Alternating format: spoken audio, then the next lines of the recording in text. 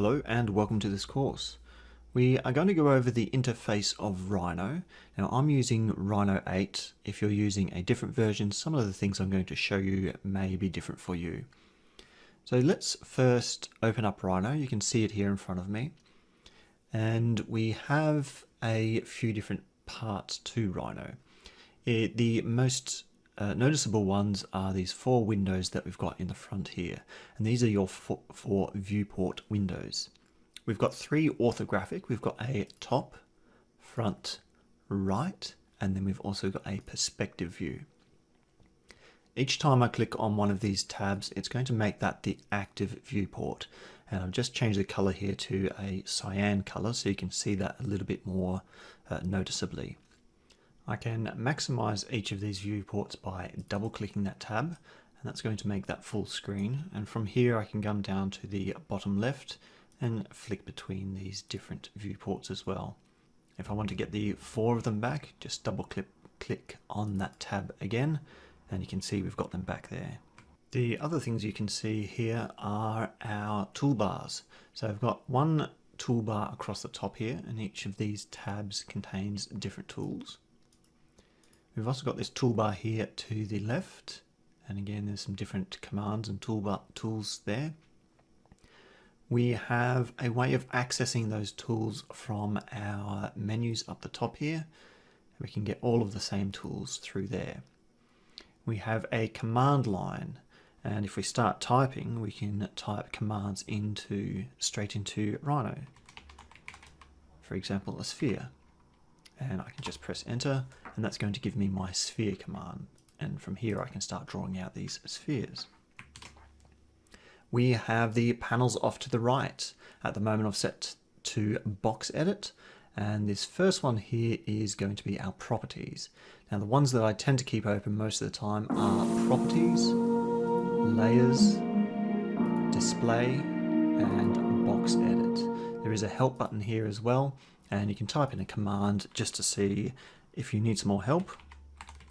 Again, sphere, I can type in that. Select that sphere, and you can see that we have some help here for the sphere about how to use the sphere command. Each command that we run can be accessed by one of those three different ways.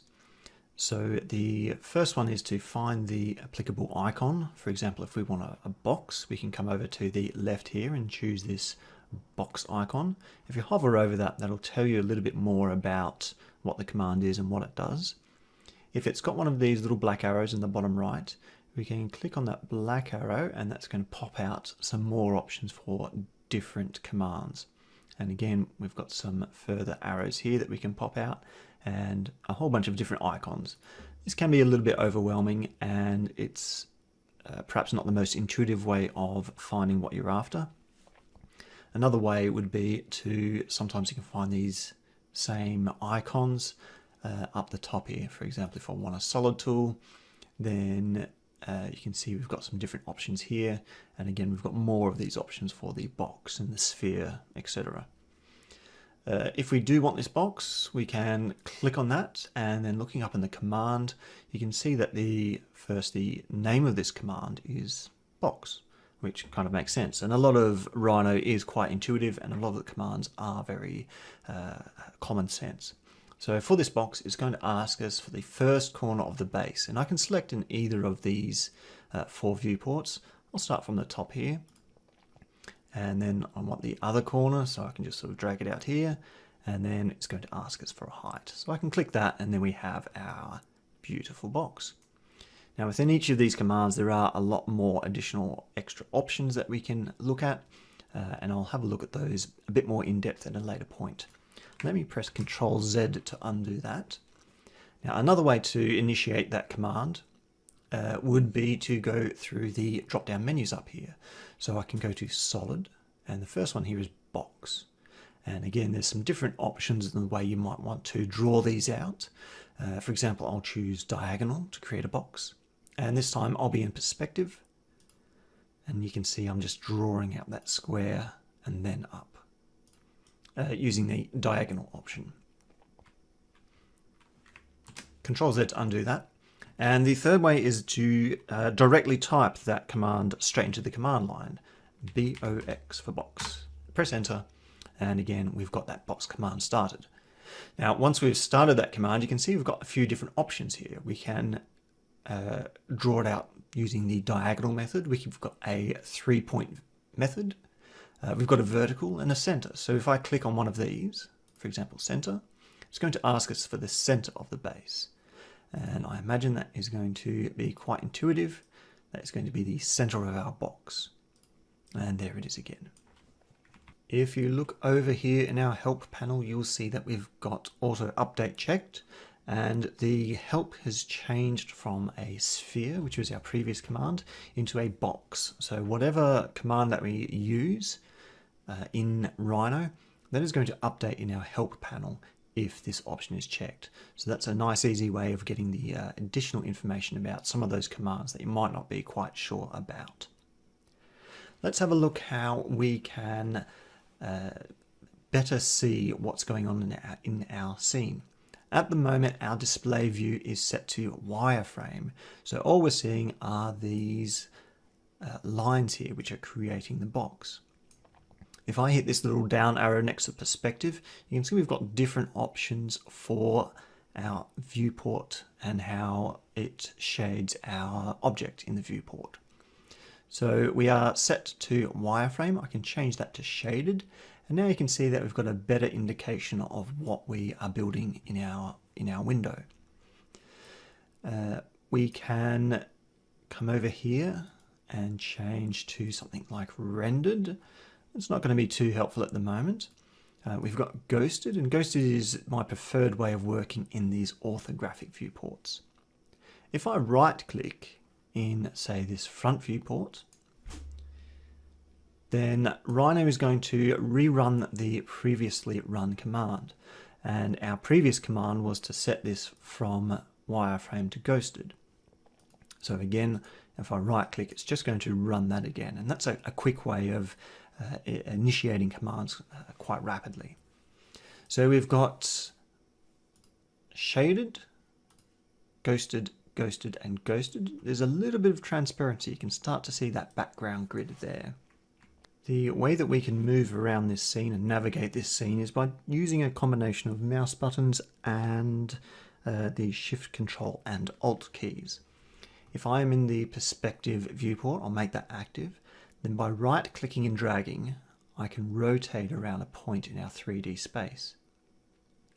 If I hold down Shift and right-click, we can pan from one side to the other. I've got a mouse wheel, so I can zoom out and zoom in. And I can also hold down Control and right-click, and that's going to zoom out and zoom in. Generally, I just use my mouse wheel to zoom out and zoom in. But if you don't have a mouse wheel, you can certainly hold down Control and right-click. So I've got Shift to pan, right-click to rotate, and Control right-click to zoom.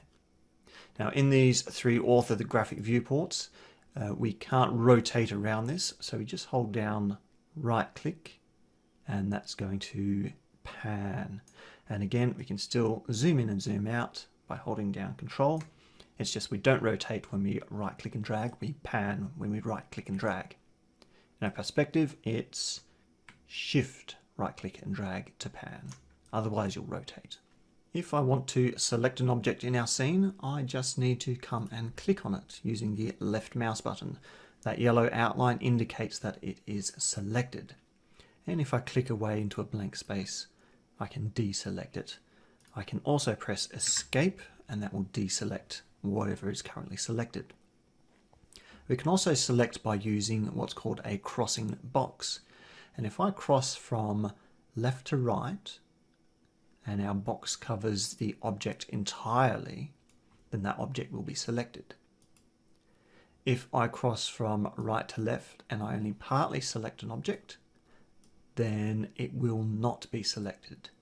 Crossing from left to right, the entire object needs to be in our selection box for it to be selected.